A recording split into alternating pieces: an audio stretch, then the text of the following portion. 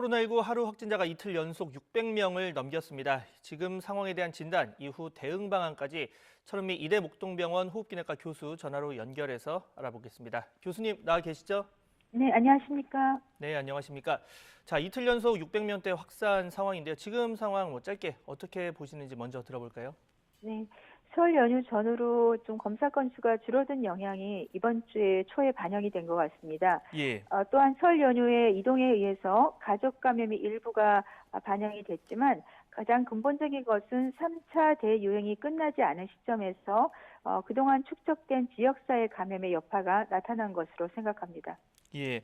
자, 이번 확산의 원인 다양한 해석이 나오고 있는데요. 저희가 그래픽을 준비했습니다. 이 설 전후로 검사량 그리고 확진자 변화 관련 내용인데요. 지금 보면 이 왼쪽이 연휴 전 검사, 그리고 가운데가 설 연휴 검사, 그리고 맨 오른쪽이 연휴 뒤 검사건입니다.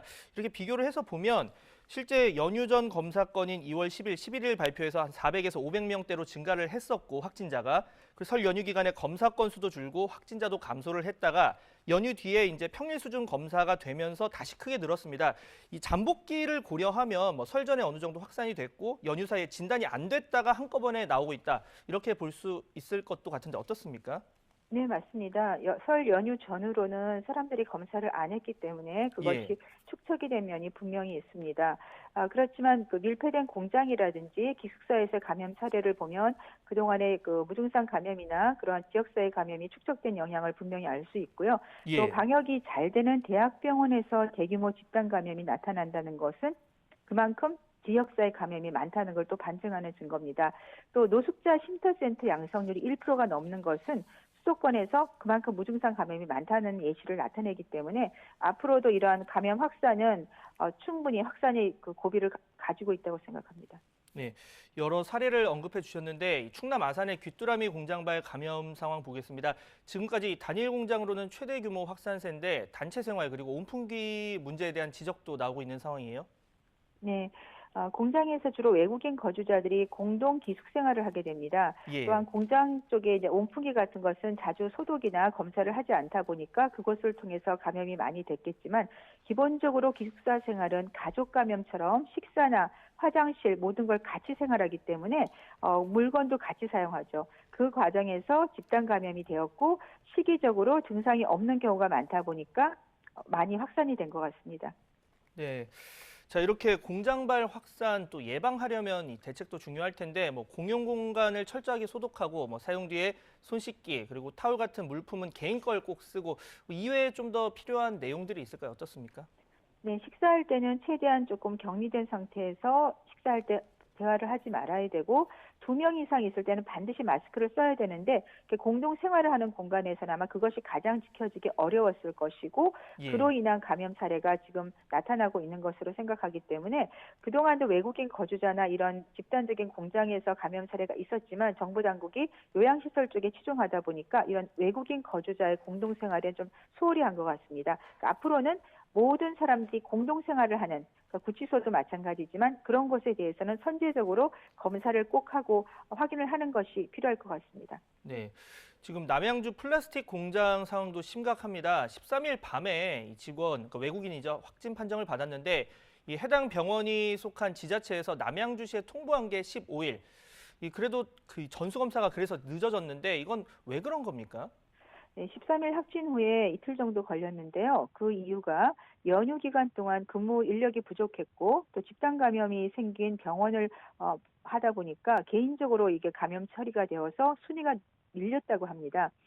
그렇지만 이렇게 개인적 감염은 뒤로 밀린다는 그 자체가 지금 방역에 허점이 있는 것이고 이 공장 같은 경우는 17개국의 여러 명들이 지금 생활하는 공간이기 때문에 또 전국 단위로 모임도 갖는 곳입니다. 아마도 지역사회 감염 확산에 또 한 고리가 되었을 수 있을 것 같습니다.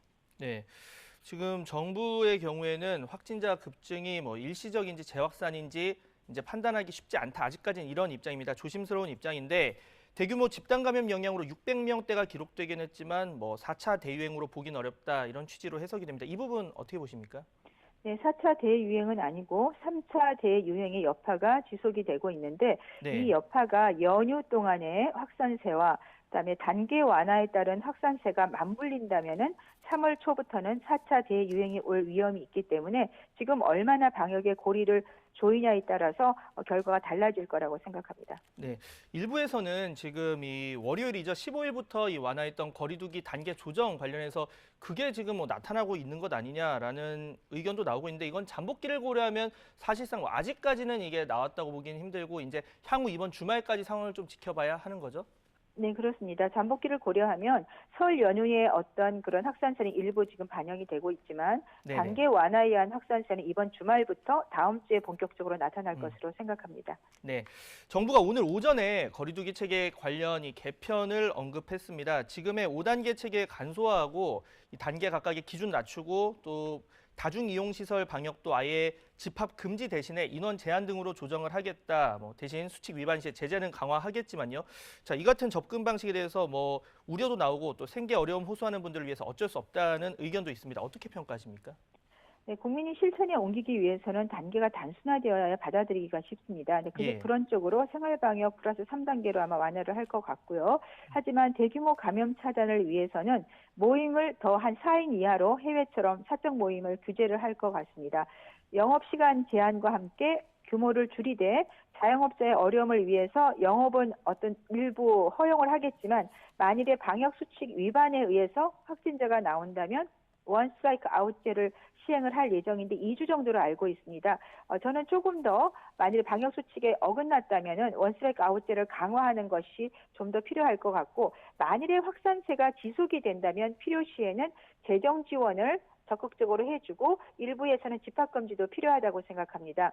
또한 국민이 실천을 할 수 있게 하기 위해서는 확정된 어떤 지침이 필요합니다. 예를 들어 식당이나 카페, 주점 등에 이렇게 묵식, 식사할 때 대화를 하지 말고 마스크는 반드시 대화 시에 써야 된다는 이러한 홍보 포스터, 스티커 등을 조금 부착을 해서 우리가 쉽게 받아들일 수 있게 하고 위반 시에는 행정이 강화된 그런 지침도 알려주는 것이 필요할 것 같습니다. 네, 마지막 질문 드리겠습니다. 이 공장발, 병원발 그리고 가족발 감염까지 지금 확산하고 있는데 지금으로선 지역사회에 더 퍼지지 않게 하는 게 가장 중요하겠죠. 지금 가장 신경을 써야 하는 방역, 뭐 어떤 측면이 있을까요? 네, 설 연휴 동안 지방이나 여행지를 다녀오신 경우는 증상이 있건 없건 검사를 꼭 한번 받아보는 걸 권유드리고요. 예. 우리가 백신을 맞기 전까지 앞으로 2달 동안 최대한 사적 모임을 제한하고 아무리 불편하셔도 2명 이상이 대화를 할 때는 마스크 착용을 잊지 않았으면 좋겠습니다. 네, 뭐 설 연휴에 이동하셨던 분들 꼭 검사 요즘 그 임시 선별 검사소가 있으니까 그런 곳에서 받아보면 좋을 것 같습니다. 지금까지 천은미 이대 목동병원 호흡기내과 교수와 함께 코로나19 관련 내용 알아봤습니다. 교수님 오늘 연결 감사합니다. 감사합니다.